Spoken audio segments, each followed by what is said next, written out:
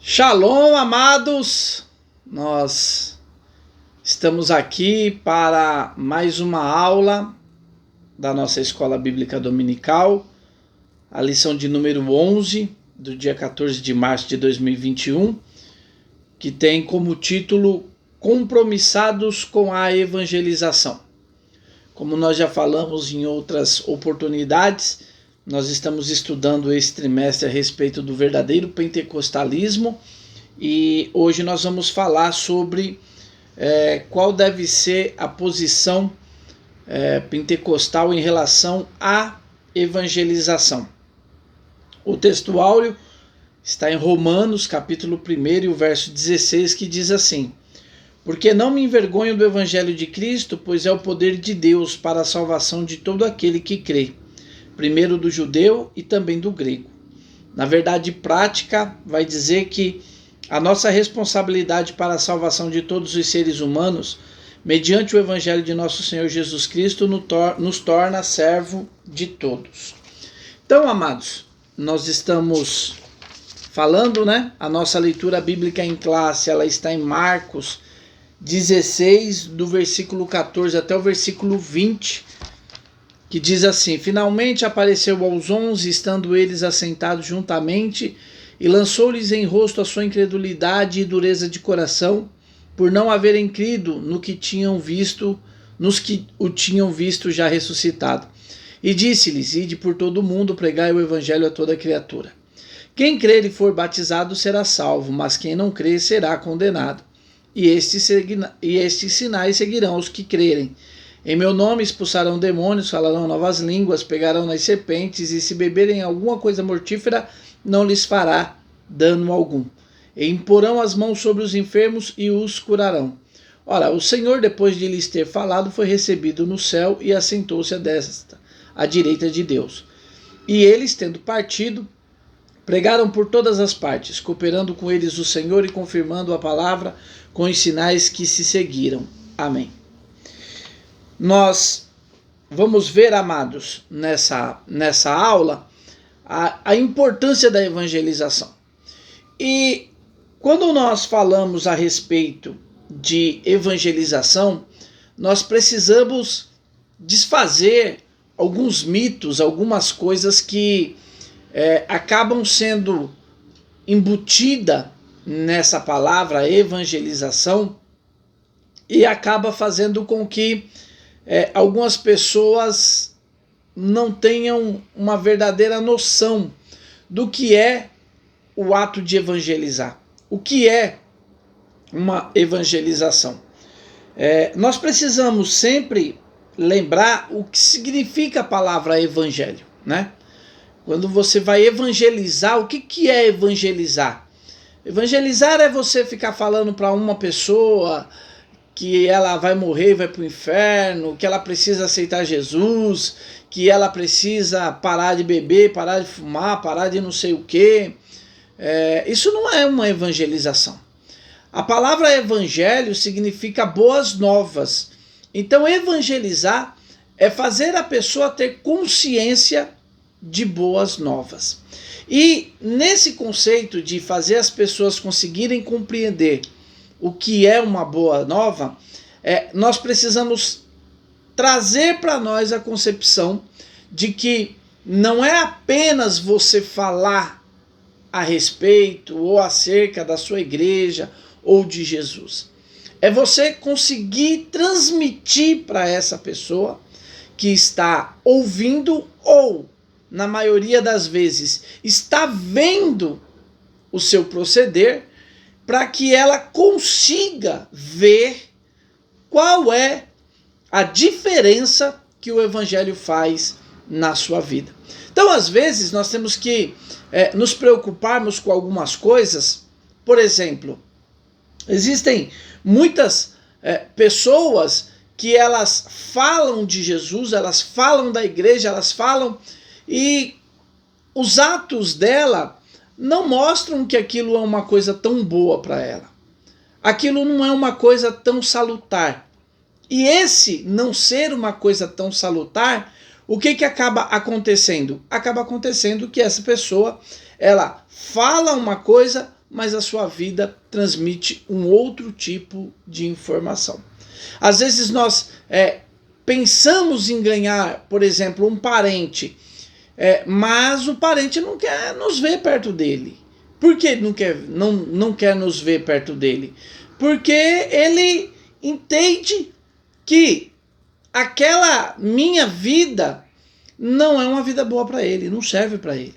Por quê? Porque eu não consigo transparecer, eu não consigo deixar à mostra o que é realmente ser dirigido pelo Evangelho, ter Deus na nossa vida. Então, nós precisamos, antes de tudo, tomarmos cuidado com isso. Então, o primeiro ponto que nós devemos ver é a evangelização como prioridade. Eu fico muito preocupado, e eu vou ser bastante sincero com vocês, eu não consigo criar uma linha de pensamento, de raciocínio que deixe esse assunto muito claro, que é a questão de como nós tratamos os nossos filhos, né? Eu fico pensando assim, o meu pai, ele teve 6 filhos, 6 filhos. Os 6 filhos dele, os 6 filhos servem a Deus. Os 6 filhos estão na igreja. Os 6 filhos... Então, o meu pai, independente de qualquer coisa, ele foi um grande evangelizador. Por quê? Porque quando eu tive a oportunidade de sair da igreja, quando as minhas irmãs tiveram a oportunidade de sair da igreja, nós ficamos na igreja. Alguns até saiu por um pouquinho de tempo, mas voltou correndo porque viu que a igreja é o melhor lugar para se estar. Então, ele conseguiu. E hoje nós estamos tendo um problema muito sério. Por quê? Porque nós temos dificuldades em evangelizar os nossos filhos, em fazer com que os nossos filhos compreendam e entendam que a mensagem do evangelho é o melhor para a vida deles. Então, nós precisamos começar a repensar os nossos conceitos de evangelização para nós começarmos a saber evangelizar os nossos filhos. E muitas vezes nós ficamos postergando isso. Então nós temos um filho, ele é muito pequeno, não entende ainda. Ele é muito novinho, não entende ainda. Ele é criança, não entende ainda. E aí quando a gente acha que ele vai entender, já era. Ele já está cheio de pensamentos contrários àqueles pensamentos que você gostaria que ele tivesse. Então, é um conceito que nós temos que tomar cuidado. Então, o primeiro ponto, o primeiro passo, nós temos que ter uma evangelização eficaz dentro da nossa casa. Nós, como pais, precisamos colocar uma evangelização eficaz dentro da nossa casa. Os nossos filhos, eles têm que ver a nossa intimidade com Deus. Ele tem que ver como nós servimos a Deus. E isso tem que ser um fator motivador na vida dele. Então, nós precisamos começar digamos, uma ação de evangelização voltada para alcançar aqueles que estão muito próximos de nós, que são os nossos parentes, que são os nossos filhos, principalmente os que são da nossa casa.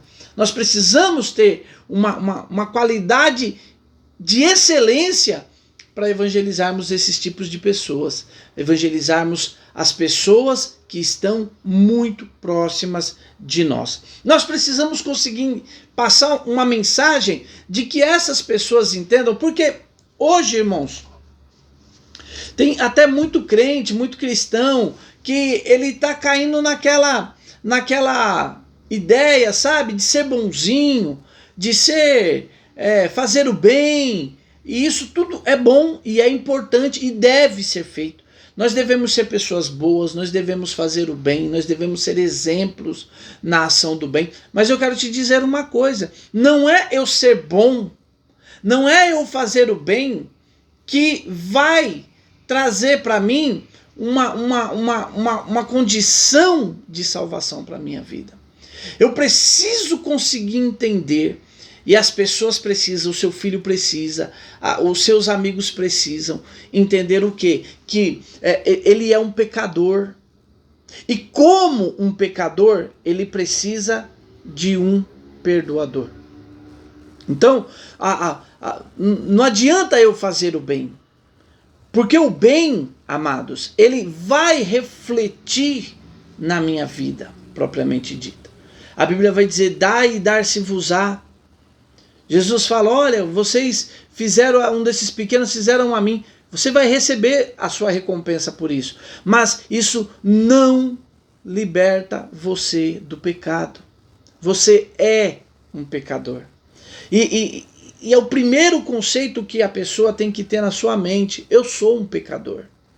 Eu não sou uma pessoa que não tenho falhas. Ao contrário, eu sou falho, eu sou pecador.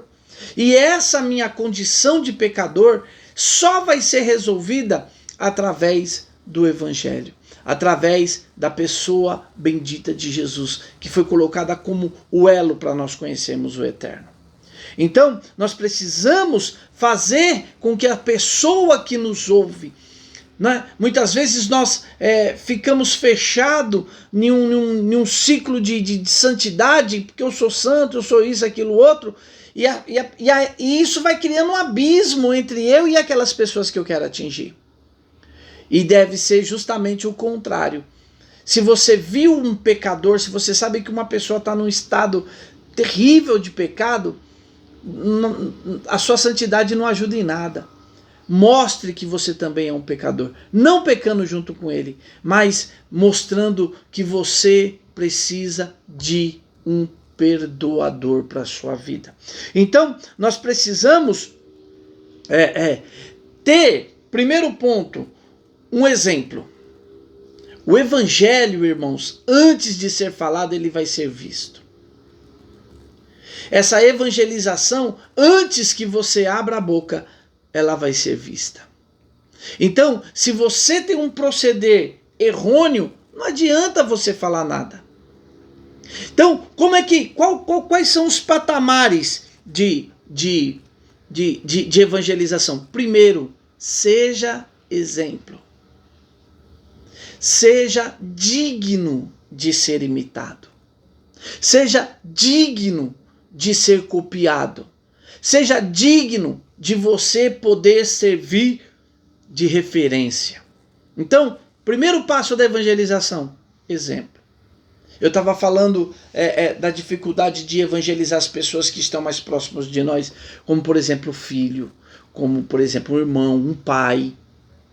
Por que existe essa dificuldade? Porque na maioria das vezes nós não somos exemplos dignos para as pessoas que estão mais próximos de nós.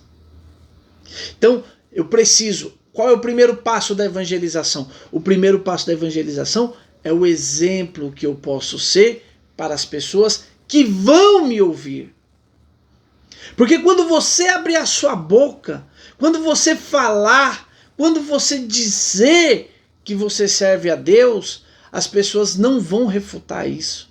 As pessoas vão reconhecer que isso é verdade na sua vida. Então, eu preciso primeiro ser um exemplo, porque as pessoas precisam ver o Evangelho em mim. Segundo, ter um testemunho, falar a respeito do que Deus fez na minha vida. E o terceiro ponto, que a gente deve sempre ter consciência disso, eu consegui fazer com que as pessoas entendam que ela, independente da situação que ela está, ela é uma pecadora. A pessoa é uma pecadora. E ela precisa se arrepender e receber o perdão dos seus pecados. Nós vamos ver uma diferença de evangelização do Novo para o Antigo Testamento. Por quê? Porque no Antigo Testamento a nação de Israel era um testemunho. Então, quando Deus tirou o povo de Israel do Egito, ele tirou o povo para que aquele povo fosse o seu povo. Então as pessoas, quando elas ouviam falar sobre os milagres, quando elas ouviam falar sobre o que Deus fez com Israel, as nações já ficavam com medo. E as nações sabiam que, olha, não adianta. Quando o povo está no deserto e Balaque quer destruir o povo, ele não sabe o que fazer, ele chama o agoreiro, ele chama o Balaão. E a Bíblia diz que o Balaão falou, olha, sinto muito, mas se Deus não amaldiçoar eles nunca vão ser amaldiçoados. Não tem jeito, eu não posso amaldiçoar aquilo que Deus abençoou. Então, a nação de Israel era um testemunho para as outras nações. No Novo Testamento, Jesus deixa que a igreja cumpra essa missão de evangelizar. E o testemunho é a coisa mais forte lá no Antigo Testamento. Quando a gente começa a ouvir falar sobre evangelização, a Bíblia vai falar, olha, eles chegaram em tal lugar e foram chamados de cristãos. Por que eles foram chamados de cristãos? Porque eles pareciam com Cristo. Olha, esses aí tiveram com Cristo, só pelo jeito deles falar a gente sabe que eles tiveram com Cristo. Então, essa informação que chega antes de eu abrir a boca, ela é muito importante. Depois eu tenho que ter uma mensagem onde eu sou um pecador, eu sou uma pessoa que merece, que precisa ser redimida. E essas são as mensagens que devem ser feitas por quem? Pela igreja. A igreja é quem tem a maior responsabilidade de fazer com que essa mensagem fique clara. O segundo ponto da evangelização, nós conseguimos entender a pessoa de Jesus no foco evangelístico. Por quê, amados? De novo, é a grande diferença do Antigo Testamento para o Novo Testamento.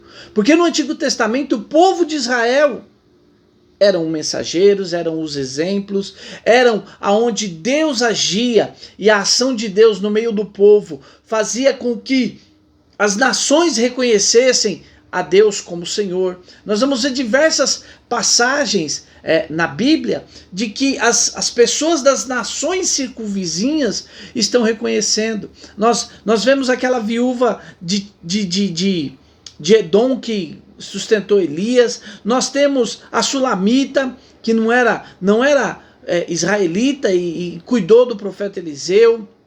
Nós temos o Naamã, que vem buscar uma cura e sai convertido, ele volta para a terra dele convertido ao Senhor. Nós vemos diversas passagens, diversos pontos que vão mostrar essa ação de Deus em Israel. No Novo Testamento, a igreja recebe essa função. E aí nós precisamos, é aí que entra a pessoa de Jesus. Os judeus conheciam a Deus sem precisar conhecer Jesus, e até hoje. Às vezes as pessoas ficam pensando, olha, os judeus não creem, e não vão crer. Não vão crer porque eles conhecem o Eterno. Agora, como foi que eu conheci o Eterno? Como foi que você conheceu o Eterno? Foi através de Jesus. Então Jesus serve para mim, porque eu não conhecia o Eterno. E através de Jesus eu conheci o Eterno. Agora, o povo de Israel não, eles viram Deus no Monte Sinai. E isso é passado até hoje, de geração para geração.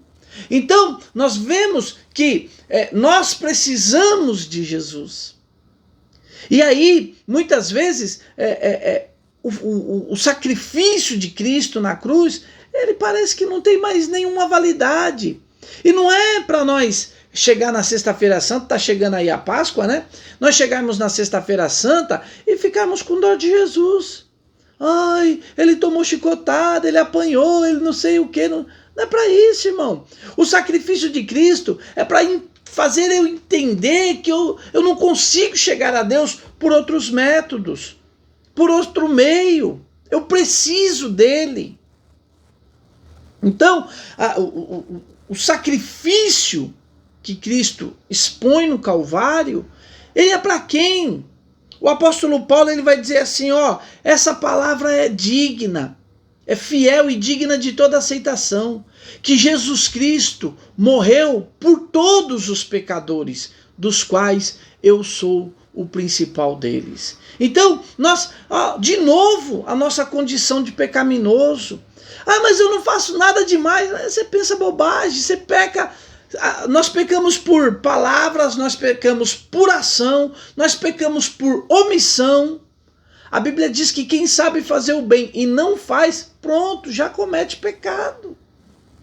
Às vezes eu fico numa conotação de pecado apenas quando eu tento dizer assim, olha, eu não roubo, eu não mato, eu não falo mal, não faço mal para ninguém. E às vezes o pecado ele está tipificado simplesmente em eu não fazer o bem. Olha, só não fazer o bem já é um pecado diante de Deus. Então, eu preciso conseguir entender isso. Eu preciso conseguir fazer com que as pessoas conheçam que Jesus não morreu em vão.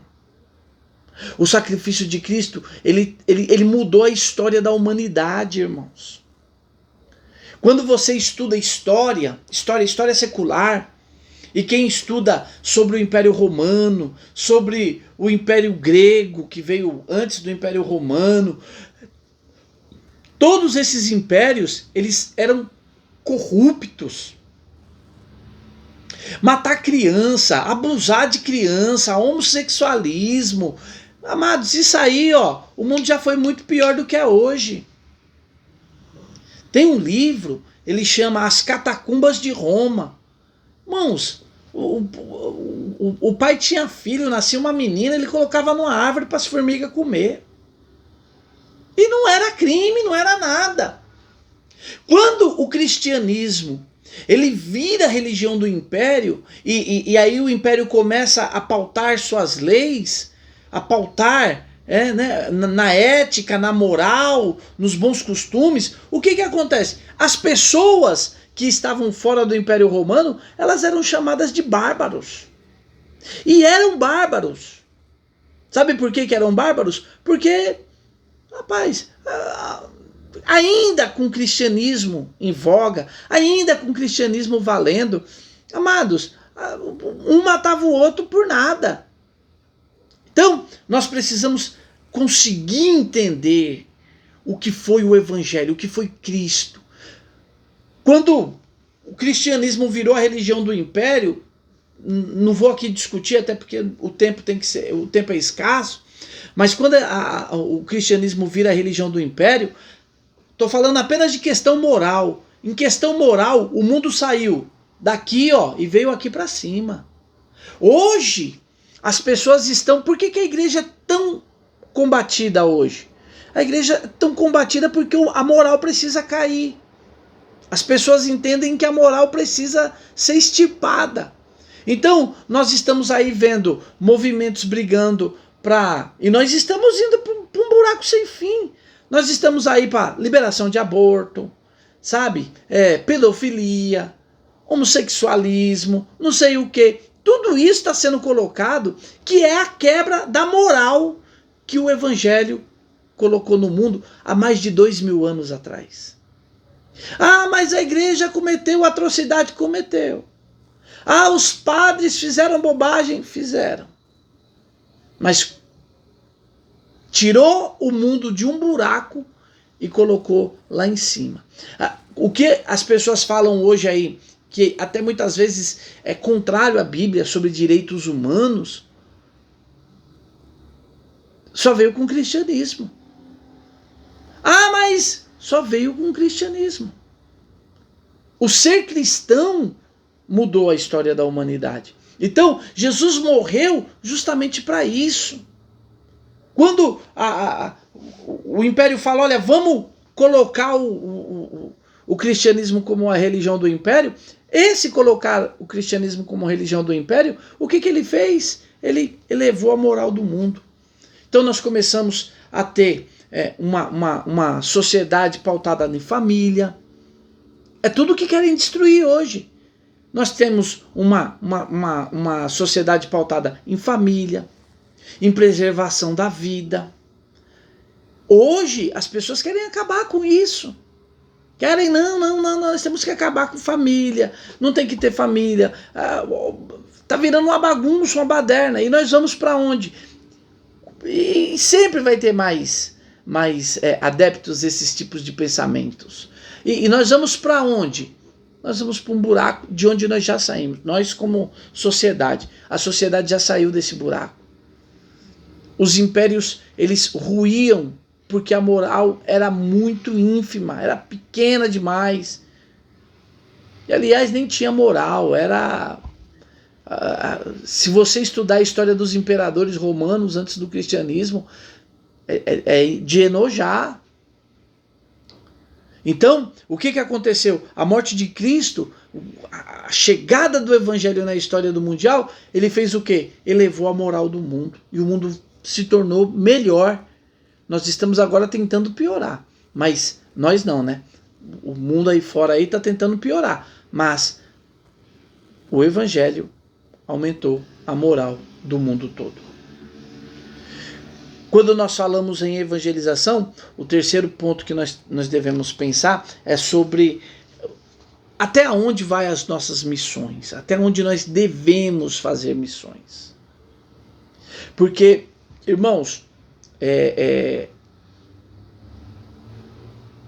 uma certa forma de problema, isso que eu vou falar, mas nós caímos em um laço aonde evangelização ela ficou apenas marcada por conseguir convencer o outro que a minha religião é melhor. E o ponto-chave não é a religião. Não é Deus, é Cristo na nossa vida. E nós precisamos ter uma percepção.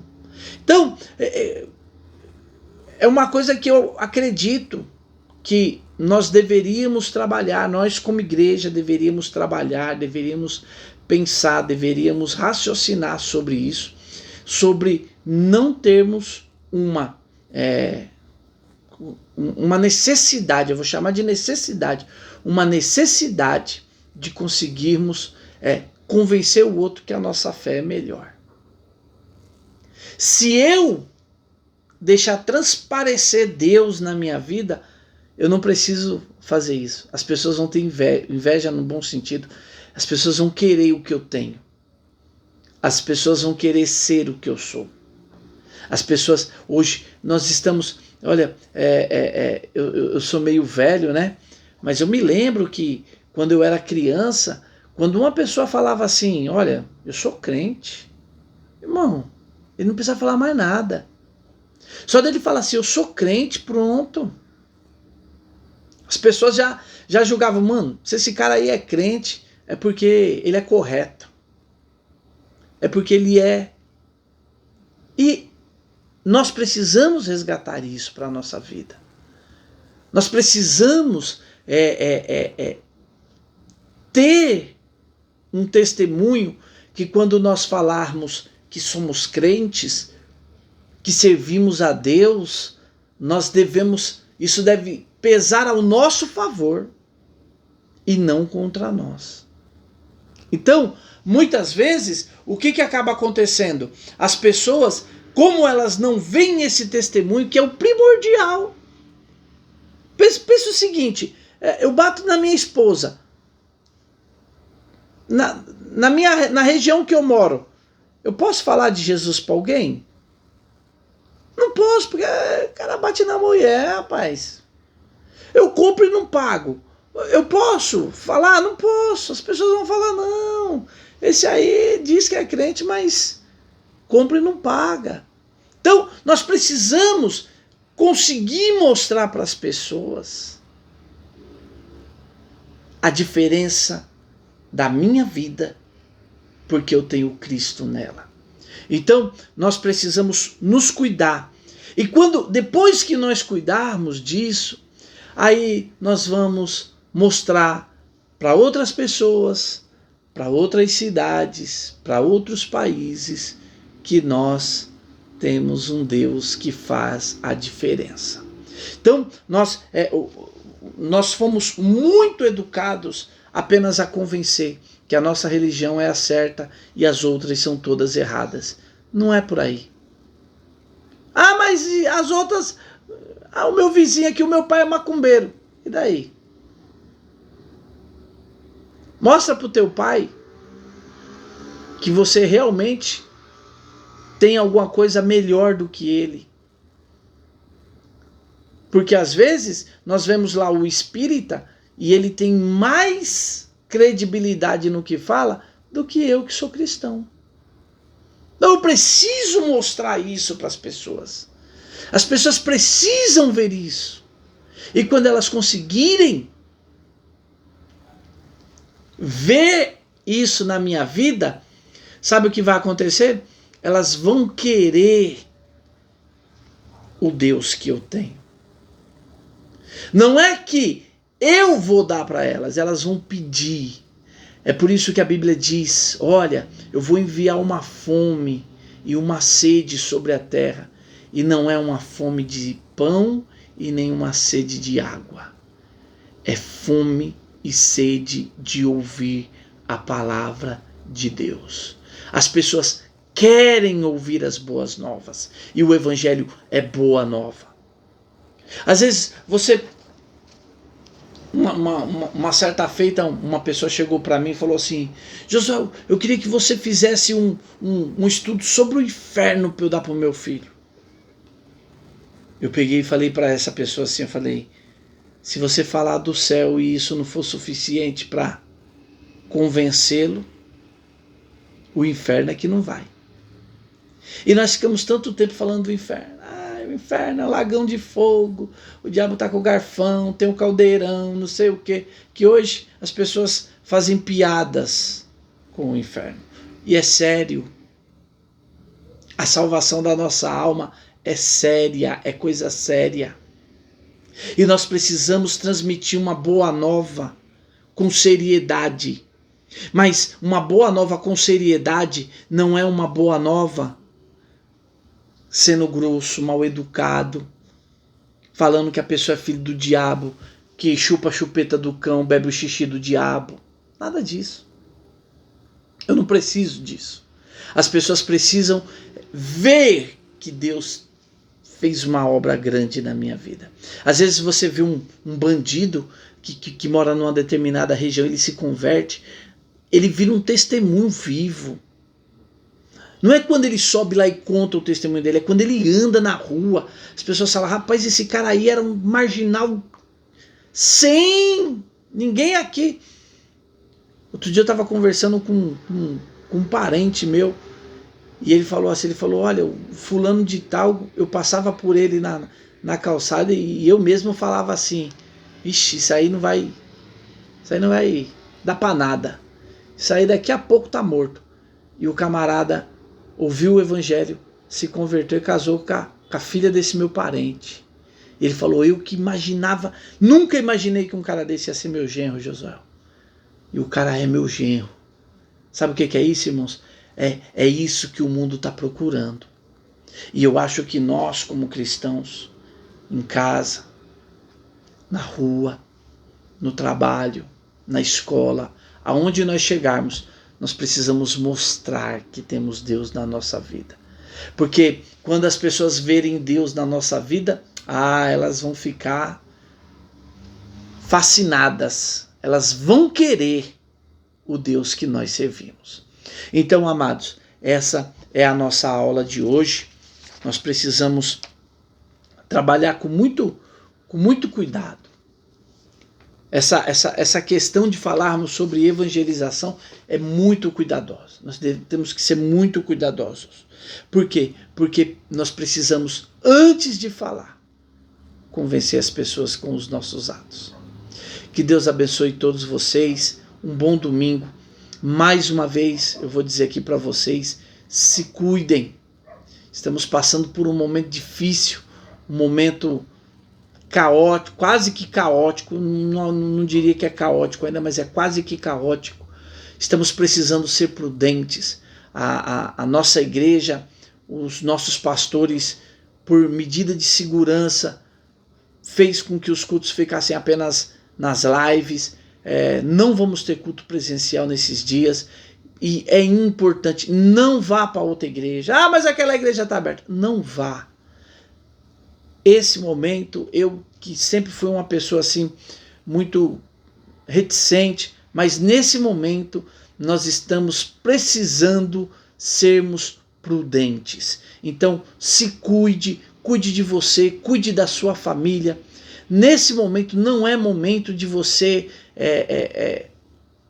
estar fazendo aglomerações. Vamos ser cuidadosos, como disse Jesus para nós, vamos ser simples como as pombas, mas vamos ser prudentes como as serpentes. Então, com muito cuidado, só saia de casa no necessário. Saiu, sai de máscara, use álcool em gel.